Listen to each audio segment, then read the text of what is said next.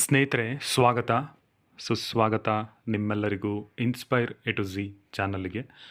ಸ್ನೇಹಿತರೆ, ಇವತ್ತಿನ ವಿಚಾರ ಏನಪ್ಪ ಅಂದರೆ, ಗಂಗಾ ಕಲ್ಯಾಣ ಯೋಜನೆಗೆ 2026ರಲ್ಲಿ ಹೊಸ ಅರ್ಜಿ ಆರಂಭ ಮಾಡಿದ್ದಾರೆ ಅನ್ನೋ ವಿಚಾರ ನಿಮಗೋಸ್ಕರ ಈ ವಿಡಿಯೋ ಮಾಡ್ತಾ ಇರೋದು.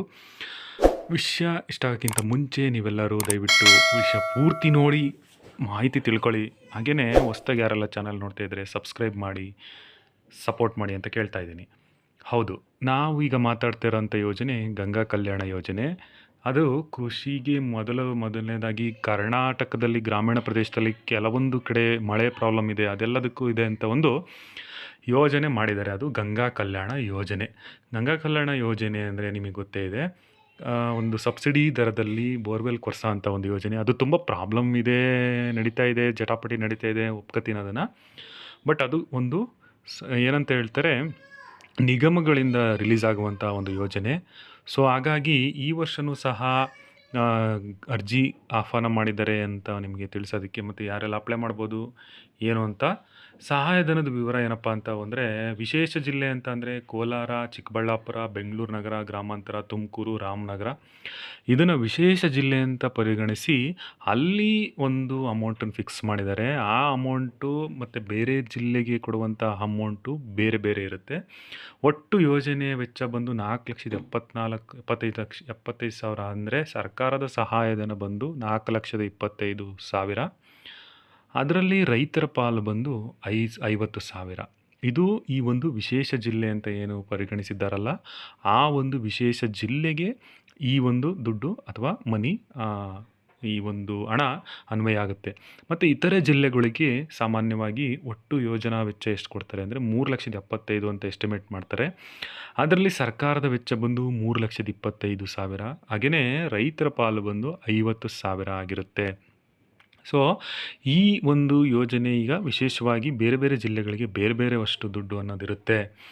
ಬೋರ್ವೆಲ್ ಯಶಸ್ವಿ ಆದ ನಂತರ, ಅಂದರೆ ಬೋರ್ವೆಲ್ ಎಲ್ಲ ಕೊರೆಸಿ ಅದು ಕರೆಕ್ಟಾಗಿ ವರ್ಕ್ ಆಗುತ್ತೆ ಅಂತ ಆದಾಗ ವಿದ್ಯುತ್ ಸಂಪರ್ಕ ಮಾಡೋದಕ್ಕೆ, ಅಂದರೆ ಎಲೆಕ್ಟ್ರಿಸಿಟಿ ಕನೆಕ್ಷನ್ ಮಾಡೋದಕ್ಕೆ 75,000 ರೂಪಾಯಿ ಅನುದಾನ ಸಹ ನೀಡಲಾಗುತ್ತೆ.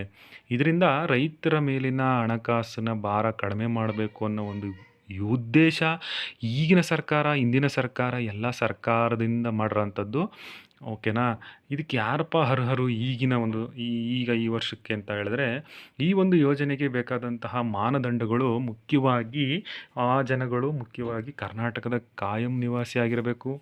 ಹಾಗೆಯೇ SC ST ಮತ್ತು OBC ವರ್ಗದವರಾಗಿರಬೇಕು. 1.2 ಎಕರೆಯಿಂದ 5 ಎಕರೆವರೆಗೂ ಭೂಮಿ ಹೊಂದಿರಬೇಕು. ಕನಿಷ್ಠ 21 ವರ್ಷ ವಯಸ್ಸಾಗಿರಬೇಕು. ಆದಾಯ ವಾರ್ಷಿಕ ಬಂದು 1.5 ಲಕ್ಷದಿಂದ ಗ್ರಾಮೀಣಕ್ಕೆ ಮತ್ತು ನಗರಕ್ಕೆ 2 ಲಕ್ಷ ಮೀರಿರಬಾರ್ದು. ಕುಟುಂಬದಲ್ಲಿ ಯಾರೂ ಸರ್ಕಾರಿ ಹುದ್ದೆಯಲ್ಲಿರಬಾರ್ದು. ಮತ್ತು ಮುಖ್ಯವಾಗಿ ಈಗಾಗಲೇ ಈ ಒಂದು ಯೋಜನೆಯ ಪ್ರಯೋಜನನ ಪಡೆದಿರಬಾರ್ದು. ಇದು ಈಗ ಮಾಡಿರುವಂತಹ ಮಾನದಂಡ ಸ್ನೇಹಿತರೆ. ಸೊ ನಾನು ಆಗಲೇ ಹೇಳಿದ್ನಲ್ವಾ, ಈ ಒಂದು ಯೋಜನೆ ಮುಂಚೆಯಿಂದನೂ ಇದೆ, ಇವಾಗಿಂದಲ್ಲ ಇದು. ಇದಕ್ಕೆ ಬೇಕಾದಂತಹ ಅಗತ್ಯ ದಾಖಲಾತಿಗಳೇನಪ್ಪ ಅಂದರೆ, ಅರ್ಜಿ ಸಲ್ಲಿಸುವಾಗ ಮುಖ್ಯವಾಗಿ ಆಧಾರ್ ಕಾರ್ಡು, ರೇಷನ್ ಕಾರ್ಡು, ಹಾಗೆಯೇ ಮತದಾರರ ಗುರುತಿನ ಚೀಟಿ, ಇದರ ಜೊತೆಗೆ ಅಂದರೆ ಯಾವುದಾದ್ರೂ ಅಟ್ಲೀಸ್ಟ್ ಆಧಾರ್ ಕಾರ್ಡ್ ಇರಬೇಕು, ಇಲ್ಲ ಮತದಾರರ ಗುರುತಿನ ಚೀಟಿ ಇರಬೇಕು. ಬಟ್ ರೇಷನ್ ಕಾರ್ಡು ಕಡ್ಡಾಯ. ನಾವು BPL ಅನ್ನೋ ಒಂದು ಕ್ಯಾಟಗರಿ ಇರುತ್ತಲ್ವ, ಅಲ್ಲಿ ಬರೆದವರಿಗೆ ಮುಖ್ಯವಾಗಿ ಸಿಗೋದು. ಜಾತಿ ಮತ್ತು ಆದಾಯ ಪ್ರಮಾಣ ಪತ್ರ, ಯಾಕೆಂದರೆ SC ST OBC ಈ ಥರ ಇರುತ್ತಲ್ವ, ಅದಕ್ಕೆ ಭೂ ದಾಖಲೆಗಳು, RTC, ನಿಮ್ಮ ಹತ್ರ ಎಷ್ಟು ಜಮೀನಿದೆ ನಿಮ್ಮ ಹೆಸರಲ್ಲಿ, ಭೂಮಿಯ ದಾಖಲಾತಿಗಳು ಬೇಕಾಗುತ್ತೆ. ಜಾತಿ ಆದಾಯ ಪ್ರಮಾಣ ಪತ್ರ, ಸಣ್ಣ ರೈತ ಪ್ರಮಾಣ ಪತ್ರ, ಸ್ವಯಂ ಘೋಷಣೆ ಪತ್ರ, ಪಾಸ್ಪೋರ್ಟ್ ಅಳತೆಯ ಒಂದು ಫೋಟೋಗಳು ಬೇಕಾಗುತ್ತೆ ಸ್ನೇಹಿತರೆ. ಅರ್ಜಿ ಸಲ್ಲಿಸೋ ವಿಧಾನ ಏನಪ್ಪ ಅಂದರೆ, ಸೇವಾ ಸಿಂಧು ಪೋರ್ಟಲ್ಗೆ ಭೇಟಿ ನೀಡಿ ಇಲಾಖೆಗಳು ಮತ್ತು ಸೇವೆಗಳು ವಿಭಾಗನ ಆಯ್ಕೆ ಮಾಡಿಕೊಂಡು ಗಂಗಾ ಕಲ್ಯಾಣ ಯೋಜನೆ ಆಯ್ಕೆ ಮಾಡಿಕೊಂಡು ಲಾಗಿನ್ ಮಾಡಿ ಅಗತ್ಯವಾದಂತಹ ಡಾಕ್ಯುಮೆಂಟ್ಗಳನ್ನ ಅಪ್ಲೋಡ್ ಮಾಡಿದ್ರೆ ಆಗುತ್ತೆ ಸ್ನೇಹಿತರೆ.